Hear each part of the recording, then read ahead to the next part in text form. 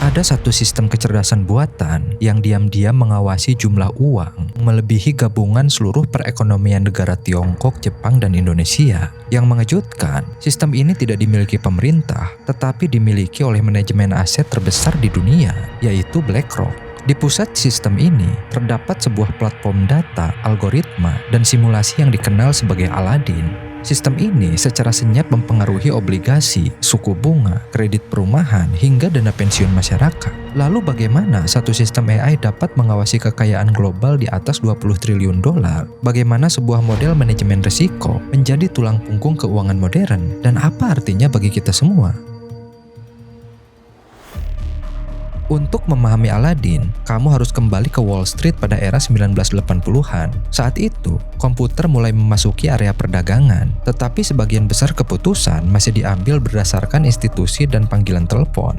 Saat itu, sebuah perusahaan kecil yang baru berdiri bernama BlackRock memutuskan untuk mengubah pendekatan tersebut. Para pendirinya meyakini bahwa investasi tidak boleh bergantung pada keberuntungan atau firasat. Investasi harus didasarkan pada pengukuran risiko. Mereka menginginkan sistem yang mampu menganalisis data jauh lebih cepat daripada manusia, mensimulasi berbagai kemungkinan tanpa batas, serta menunjukkan bukan hanya kemana harus berinvestasi, tetapi juga bagaimana melindungi investasi tersebut ketika pasar berbalik arah. Pada tahun 1988, mereka membangun alat internal bernama Aladdin, singkatan dari Asset, Liability, dan Derivative Investment Network. Sistem itu awalnya berupa basis data sederhana pada komputer yang lambat, namun sistem tersebut sudah mampu mendeteksi kerentanan tersembunyi dalam portofolio. Sistem tersebut mampu memodelkan guncangan suku bunga atau fluktuasi mata uang dan menunjukkan bagaimana setiap komponen portofolio akan bereaksi. Saat itu, BlackRock mulai mengungguli para pesaingnya, dan Aladdin tidak lagi sekedar perangkat lunak, melainkan keunggulan strategis dari BlackRock. Ketika pasar saham jatuh pada peristiwa Black Monday tahun 1987, dunia keuangan menyadari bahwa sistem keuangan telah saling terhubung secara kompleks. Satu kejadian di satu negara dapat berdampak ke seluruh dunia dalam waktu singkat.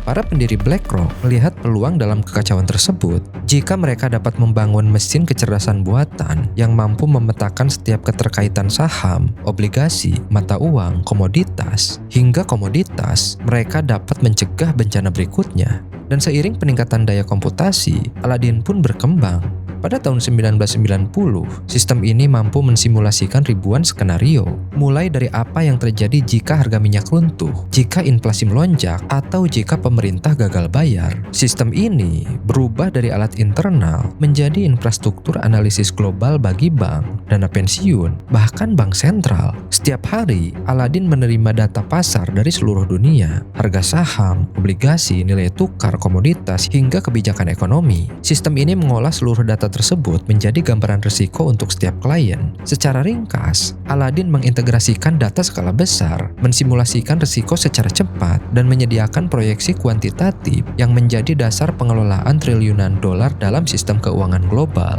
Saat terjadi krisis gelembung.com yang ditandai dengan kenaikan pesat nilai saham teknologi Amerika Serikat, sistem Aladdin menunjukkan kekuatannya kepada dunia. Sistem tersebut memang tidak menghentikan kerugian, tetapi Aladdin mampu mengidentifikasi secara presisi posisi dan besaran potensi kerugian dalam portofolio. Hingga setelah krisis keuangan 2008, ketika kepercayaan terhadap sistem keuangan melemah, model analisis Aladdin membantu BlackRock menghindari paparan risiko yang paling berat. Dan pada tahun 2020, BlackRock meluncurkan Aladdin Climate. Fitur ini memodelkan dampak perubahan iklim dan kebijakan karbon terhadap nilai dan risiko portofolio investasi.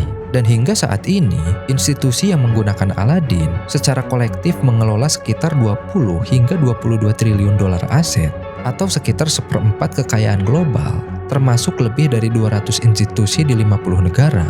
Dan servernya menjalankan ratusan juta perhitungan setiap hari. Namun pertanyaannya, ketika seperempat kekayaan global dianalisis melalui satu arsitektur algoritmik, apakah sistem memang dirancang untuk meredam krisis, atau justru sengaja menciptakannya? Ketika dunia keuangan berpijak pada satu sistem yang sama untuk membaca masa depan, maka siapa yang benar-benar mengendalikan arah pergerakan triliunan dolar tersebut? Dan siapa sebenarnya pengendali dari model AI tersebut?